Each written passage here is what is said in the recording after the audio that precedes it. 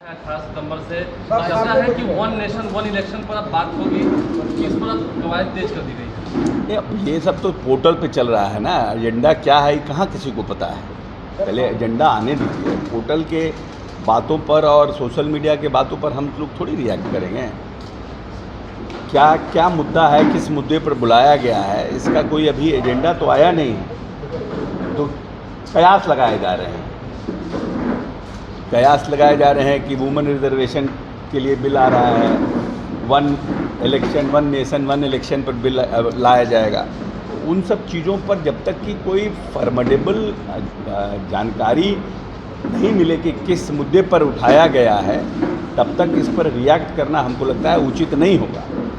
कि मीडिया के खबरों पर रिएक्ट करना उचित नहीं होगा। मुद्दा क्या है, किस मुद्दे पर बुलाया गया है, इसकी पहले जानकारी प्राप्त हो जाए तभी कहा जाएगा। और जहाँ तक वुमेन रिजर्वेशन का सवाल है, तो वुमेन रिजर्वेशन के लिए तो हम लोग हमेशा हमारे नेता पक्षधर रहे हैं। और इस बिहार में तो जब किसी राज्य ने नहीं किया था, तब तो माननीय नेता ने पंचायती राज व्यवस्था तक में रिजर्वेशन का प्रावधान किया, इसलिए हम लोग तो उसके पक्षधर हैं। लेकिन वन नेशन वन इलेक्शन के लिए पहल भी कर दी गई है, तो क्या लगता है कि ये उचित है? नहीं, वो नोटिफिकेशन की कॉपी कहीं दिख नहीं रही है। कहा जा रहा है मीडिया के द्वारा, कहीं सोशल मीडिया में चल रहा है कि रामनाथ कोविंद जी माननीय पूर्व राष्ट्रपति जी को उसका उनकी अध्यक्षता में कमेटी बनी है, लेकिन उसके नोटिफिकेशन का कॉपी कहीं दिख नहीं रहा है। इसलिए हमको लगता है कि अभी उस पर रिएक्ट करना उचित नहीं होगा। आप लोग क्या लगता है, ये उचित है या नहीं? ये डिबेटेबल इशू है, ये डिबेटेबल इशू है। और सभी राज्य संघीय व्यवस्था में सभी राज्य सरकारों को भी इसमें सहमति देनी होगी, उसके बाद ही ये व्यवस्था हो सकती है।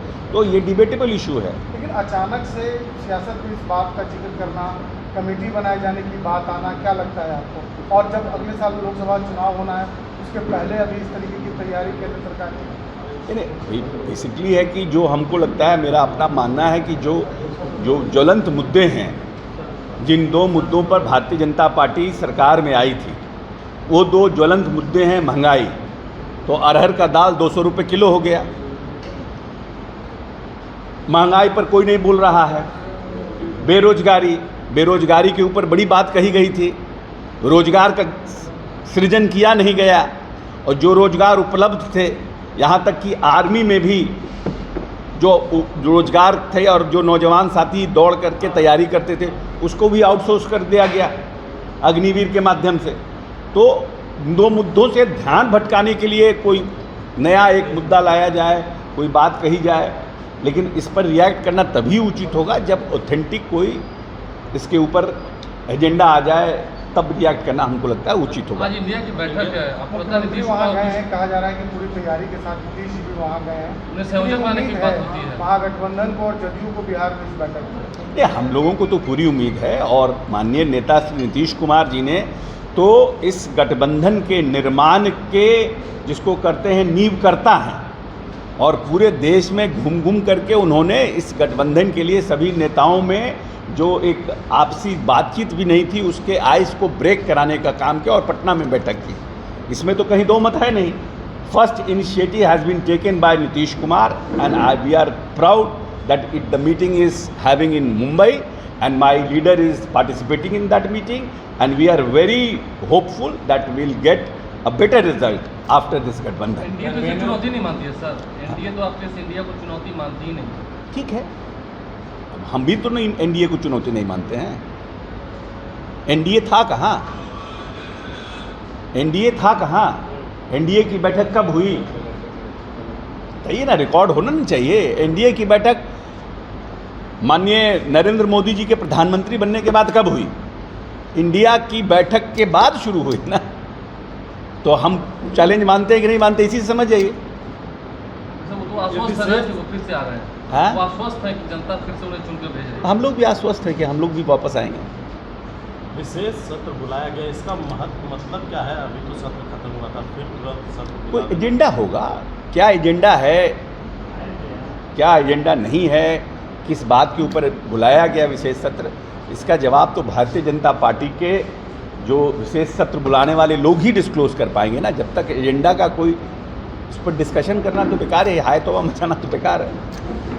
संयोजक को लेकर सर क्या कैसे देख रहे हैं नीतीश कुमार को लेकर के बैठक हो रही है? देखिए, इसके बारे में माननीय नेता ने स्पष्ट रूप से कह दिया है, अपनी उन्होंने बात को रख दी है, आप लोगों के भी सामने, मीडिया के भी सामने, सबके सामने उन्होंने बात रख दी है, तो बात स्पष्ट हो गया। अब माननीय नेता की मंशा क्या है ये तो उन्होंने स्पष्ट कर दिया, इसलिए उसके ऊपर कितना राजनीतिक कराइएगा। बीजेपी तो कहे कि बिहार संभाल नहीं रहा है, नीतीश कुमार देश संभालने चले हैं, खुल क्या करें? टोला सेवक बनाने की इस तरह की बातें बस करते 2-3 टोले हाँ?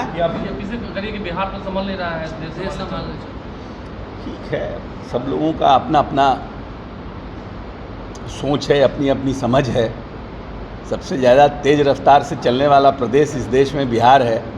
गुजरात और महाराष्ट्र को भी छोड़ दिया विकास दर पर, और कह रहे हैं लोग कि देश नहीं संभल रहा है। पता नहीं देश कैसे वो लोग संभालते हैं।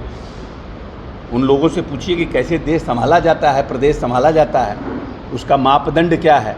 उनका मापदंड कुछ और होगा, हम लोग का तो प्रदेश संभालने का मापदंड जीडीपी है, विकास दर है, महिला सशक्तिकरण है, महादलितों को सामाजिक, आर्थिक, राजनीतिक रूप से सबल बनाना है। हमारा तो जो अति पिछड़ा है उनको सबल बनाना है, मूलभूत संरचनाओं का निर्माण करना है, हर घर बिजली देना है, हर घर नली गली बनाना है, हर जगह कचरा प्रबंधन करना है, नए संस्थानों का निर्माण करना है, युवाओं को पढ़ाना है।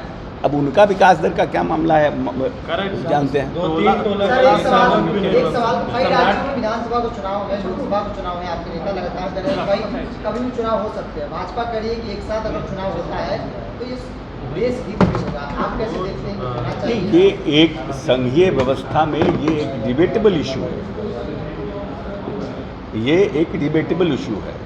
वन नेशन वन इलेक्शन, ये सुनने में भी अच्छा है, करने में भी अच्छा है, मगर ये एक डिबेटेबल इशू है। ये जब बात आएगी प्लेटफॉर्म पर, जब प्रॉपर आएगी प्लेटफॉर्म पर, तो हर एक पार्टी अपनी बात को रखेगी प्रॉपर तरीके से। अगर ये वीडियो पसंद आई और वह बिहार के राजनीति और बिहारियत से सरोकार रखेनी तो सब्सक्राइब बटन दबा के चैनल के सब्सक्राइब कर ली। ओजे एगो घंटी बा, ओकरा बटन दबा देला से कुल सटीक और मारक खबर रुआ मुफ्त में मिल जाई। अगर रुआ पत्रकारिता के हमनी के नया प्रयोग में सहयोग कर चाहतानी तो ज्वाइन बटन दबा दी। पेटीएम नंबर नोट कर ली 9386816700। धन्यवाद।